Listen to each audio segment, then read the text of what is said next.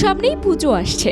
পুজোর জামাকাপড় কেনাকাটার হিড়িক তো পড়েইছে, পাশাপাশি পুজোর মধ্যে কাছাকাছি কোথায় ঘুরতে যাবেন সেই সিদ্ধান্ত নিতেও ব্যস্ত ভ্রমণ পিপাসুরা। আর তাই পুজোতে ভাবছেন তো কোথায় যাবেন। অনেকেই ভাবেন কম খরচে পাহাড়, খরস্রোতা নদী, বন্য জীবজন্তু দেখার সেরা জায়গা ডুয়ার্স। কচি গাছপালা আর মনোমুগ্ধকর পরিবেশে ঢাকা এই ডুয়ার্সে রয়েছে আরও অনেক অফবিট ডেস্টিনেশন। ডুয়ার্স এমনই এক জায়গা যেখানে পাহাড়ের বুক চিরে নামতে দেখা যায় পাহাড়ি ঝোড়া, পাহাড়ি নদী বয়ে চলেছে নিজের গতিপথে। রয়েছে জঙ্গল সাফারি, বাঘ, হরিণ, ময়ূর, আরও কত কি দেখার সুযোগ। একই সঙ্গে রয়েছে একটি ইকো পার্কও, যার নাম হয়তো ভ্রমণ পিপাসুরা খুব একটা শোনেননি কখনো। আর সেই ইকো পার্কের নাম হলো কুঞ্জনগর ইকো পার্ক। এই পার্ক আলিপুরদুয়ার জেলার ফালাকাটা থেকে 7 কিলোমিটার দূরে অবস্থিত।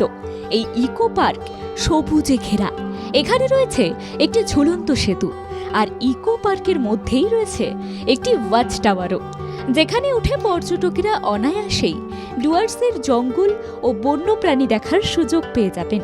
এখানে রয়েছে একটি পিকনিক স্পটও। ছোট ছোট কটেজের আকারে রয়েছে কিছু বিশ্রাম ঘর।